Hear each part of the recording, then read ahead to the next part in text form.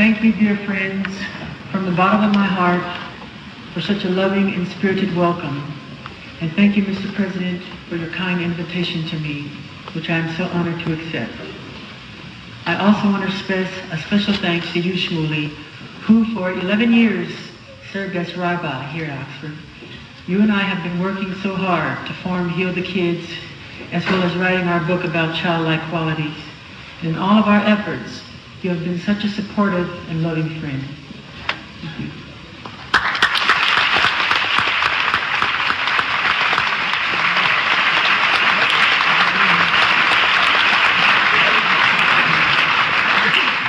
I also want to thank Toba Friedman, our Director of Operations at Heal the Kids, who is returning tonight to the alma mater where she served as a Marshall Scholar, as well as Marilyn Pills, another central member of our Heal the Kids team. I am humbled to be lecturing in a place that has previously been filled by such notable figures as Mother Teresa, Albert Einstein, Ronald Reagan, Robert Kennedy, and Malcolm X.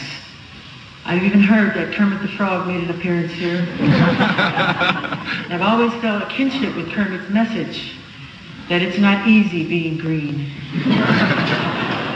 I'm sure he didn't find it any easier than being up here than I do. As I look around Oxford, I can't help but be aware of the majesty and grandeur of this great institution, not to mention the brilliance of the great and gifted minds that have roamed these streets for centuries. The walls of Oxford have not only housed the greatest philosophical and scientific geniuses, they also have ushered forth some of the most cherished creators of children's literature, from J.R.R. Tolkien to C.S. Lewis. Lewis Carroll's Alice in Wonderland is immortalized in the stained glass windows at Christ Church.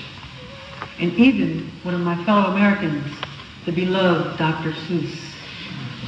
He graced these halls and then went on to leave his mark on the imagination of millions of children throughout the world. I suppose I should start by enlisting my qualifications to speak before you this evening. Friends, I do not have to claim an academic expertise of other speakers who have addressed this hall, just as they could lay little claim at being adept at the moonwalk. And you know, Einstein in particular was really terrible at that. but I do have a claim to having experienced more places and cultures than most people will ever see.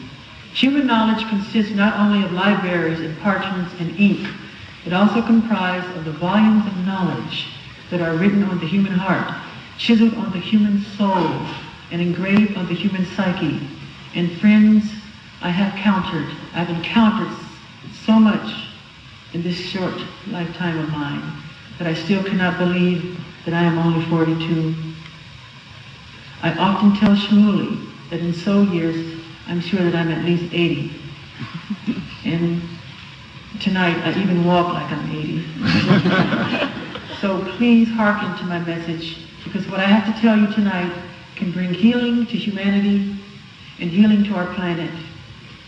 Through the grace of God, I have been fortunate to have achieved many of my artistic and professional aspirations, realized early in my lifetime.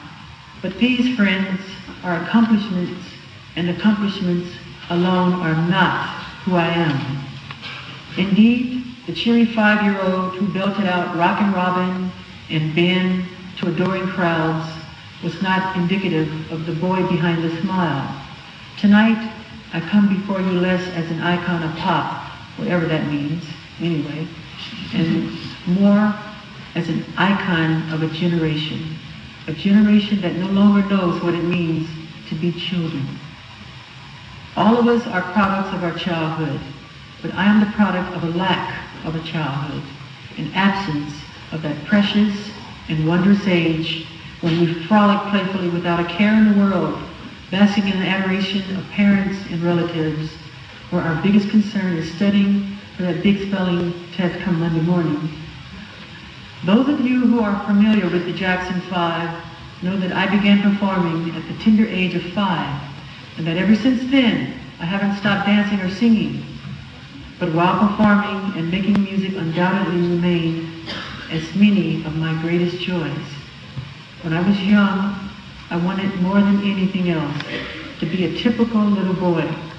I wanted to build tree houses, have water balloon fights, and play hide and seek with my friends. But fate had it otherwise, and all I could do was envy the laughter and playtime that seemed to be going on all around me. There was no rest for my professional lifestyle, for on Sundays I would go pioneering, the term used for the missionary work that Jehovah's Witnesses do. And it was then that I was able to see the magic of other people's childhood. Since I was already a celebrity, I would have to put on a disguise, a fat suit, a wig, a beard, and glasses. And we would spend the day in the suburbs of Southern California, going door to door or making the rounds of shopping malls, distributing our Watchtower magazines. I loved to set foot on all those regular suburban houses and catch sight of the fireplaces and lazy boy armchairs, with kids playing Monopoly and grandmas babysitting all those wonderful, ordinary, and starry scenes of everyday life. Many, I know, would argue that these things seemed like no big deal, but to me, they were mesmerizing. I used to think that I was unique in feeling that I was without a childhood. I believe that indeed there were only a handful of people with whom I could share these feelings. When I recently met with Shirley Temple Black, the great child star of the 1930s and 40s, we said nothing to each other at first. We simply cried together. For she could share a pain with me that only others like my close friends Elizabeth Taylor and Macaulay Culkin could. I do not tell you this to gain your sympathy, but to impress upon you in my important point. It is not just Hollywood child stars that have suffered from a non-existent childhood. Today it's a universal calamity, a global catastrophe. Childhood has become the great casualty of modern day living. All around us we are producing scores of kids who have not had the joy, who have not been accorded the right, who have not been allowed the freedom of knowing what it's like to be a kid. Today's children are constantly encouraged to grow up faster, as if this period known as childhood is a burdensome stage to be endured and ushered through as swiftly as possible.